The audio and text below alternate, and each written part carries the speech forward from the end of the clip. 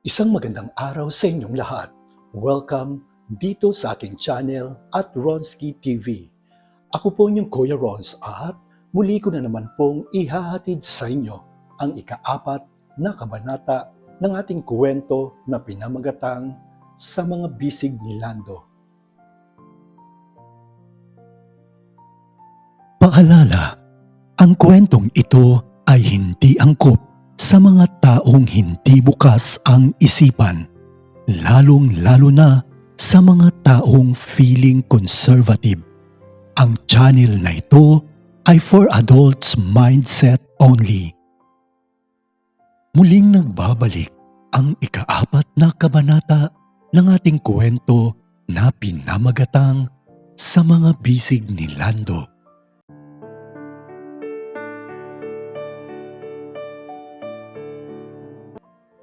Pumayag naman si Lando na lumabas kasama si Lance ng gabing iyon at pagkatapos ay dali-dali naman itong si Lando na nagbihis at bumalik kay Lance, ngunit hindi naman ito namalayan na naiwan nga niya ang kanyang cellphone sa kanyang bahay dahil sa pagmamadali nito at ilang sandali pa at umalis na nga silang dalawa.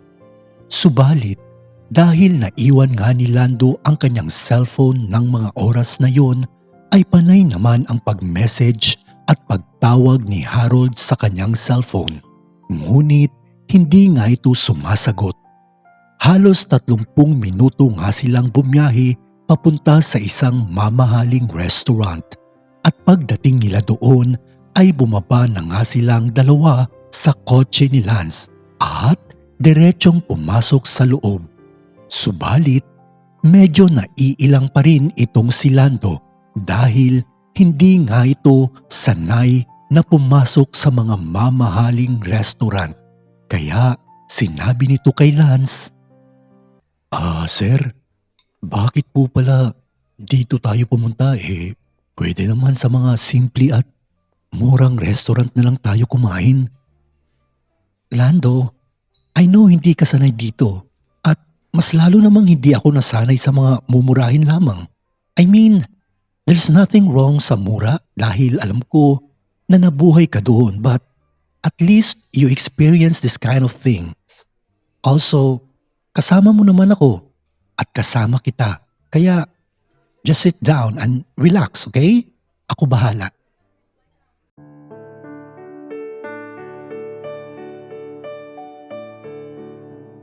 Samantala, nagsimula na nga silang kumaing dalawa at sa mga sandaling iyon ay sobra naman ang pagiging sweet ni Lance kay Lando dahil sinusubuan pa nga niya ito ng pagkain habang si Lando naman ay sinusubuan din ito si Lance. Subalit sa hindi inaasahan ay paparating naman si Harold at Bubbles sa restaurant. At pumasok nga ito sa loob at naupo malapit sa table nila Lance at Lando. At habang papaupo ito ay dahan-dahan namang napansin ni Bubbles itong si Lance habang sinusubuan nito ng pagkain ang isang lalaki at ilang sandali pa at nakita nga nito si Lando. Kaya naman ay sinabi nito kay Harold ang tungkol sa nakita nito. OMG, look us here. Is that your brother? I mean, your stepbrother? What do you mean? In your back, girl. OMG. At kasama niya si Lando? You're kidding. But wait. Yeah, you're right, bitch. That's my step. So tama nga ang nakutob ko. My stepbrother is a sister also. And kasama pa niya si Papa Lando ko. Why?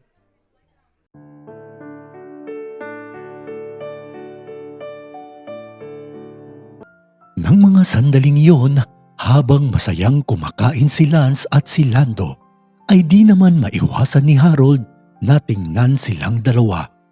At medyo nakakaramdam nga ito ng pagsiselos dahil sobrang sweet nga nila sa isa't isa.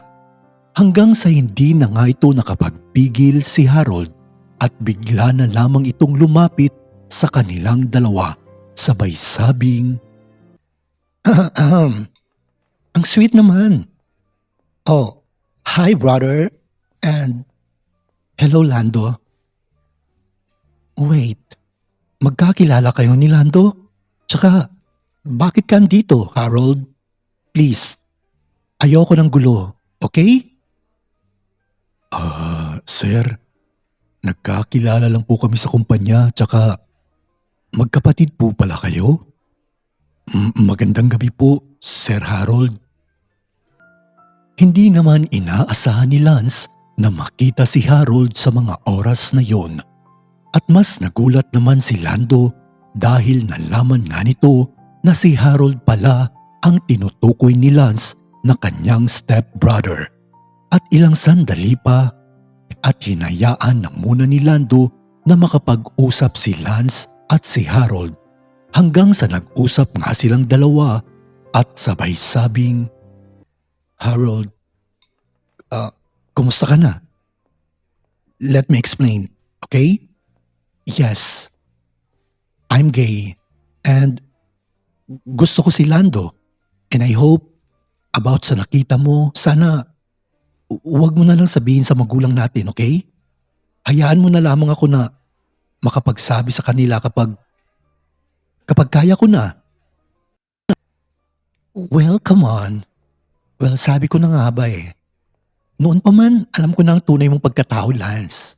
Ang kaibahan lang natin, ako, hindi ko itinatago sa magulang natin ang tunay kong pagkatao. Well, I'm not surprised though. Ang mas ikinagulat ko ay ang makitang kasama mo si Lando. Well, actually, to be honest, na-meet ko lang naman si Lando sa kumpanya at hindi pa naman kami ganoon ka-close. But anyway, I'll leave you here, okay? Bye! Harold, I know hindi tayo nag-uusap lately and minsan hindi tayo magkasundo pero I want you to know that I'm always here for you. Okay, Lance. Thank you. Bye.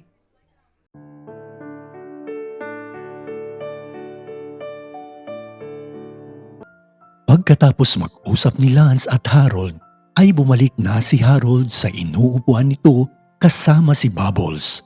Habang si Lance naman at Lando ay nagpatuloy sa kanilang pagkain. Hanggang sa lumipas ang ilang minuto at natapos na nga sila at tumayo upang umalis at umuwi, kaya nagpaalam muna si Lance kay Harold sabay sabing, Harold, we will go now. Thank you and I hope to see you again, okay? And nice to meet you, Bubbles. Yeah, sure. And thank you also. Just take care and ingat ka, Lando. Opo, sir. Maraming salamat po. Ingat din po kayo. Bye, Lando. Umalis na nga si Lance at Lando sa restaurant hanggang sa inihatid naman ni Lance itong si Lando sa kanyang bahay at pagkatapos ay umuwi na rin ito. Naging maganda naman para sa kanilang dalawa ang gabing iyon. Subalit, hindi naman maitago ni Harold na nakaramdam nga ito ng pagsiselos sa kanilang dalawa. Kaya naman ilang sandali pa nang matapos na rin silang kumain sa restaurant ay niyaya nga ni Harold itong si Bubbles na gumimik at pumunta sa bar. Samantala, nang gabing iyon ay lumabas pa rin si Harold at Bubbles at pumunta nga sila sa bar para mag-inuman at inabot nga sila ng 1:00 ng madaling araw. Medyo naparami na nga sila sa kanilang nainom, kaya halos hindi na makontrol ni Bubbles ang kanyang sarili.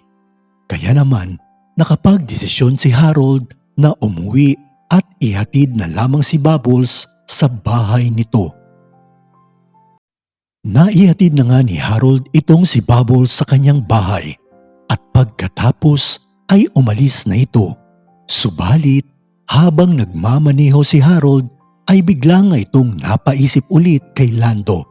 Kaya ilang sandali pa at nagdesisyon itong huminto muna at sinubukang tawagan si Lando hanggang sa tinawagan niya ito at maya-maya pa ay sinagot nga siya ni Lando at sinabing,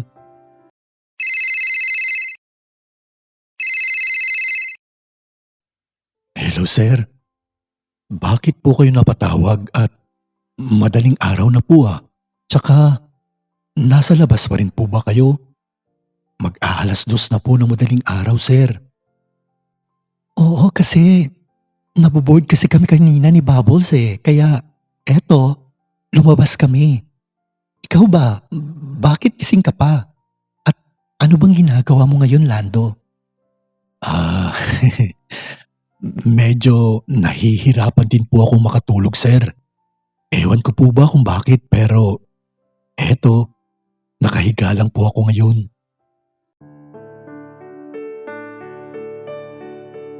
Hindi naman tinatantanan ni Harold itong si Lando kahit na alam nito na nagkakamabutihan na si Lance at si Lando at patuloy pa rin siya sa pangaakit at dahil sa gustong-gusto nga siya ni Harold kaya ng mga sandaling iyon habang sila'y nag-uusap sa cellphone ay sinusubukan naman nitong akitin hanggang sa gumawa ito ng paraan kung paano niya makukuha si Lando.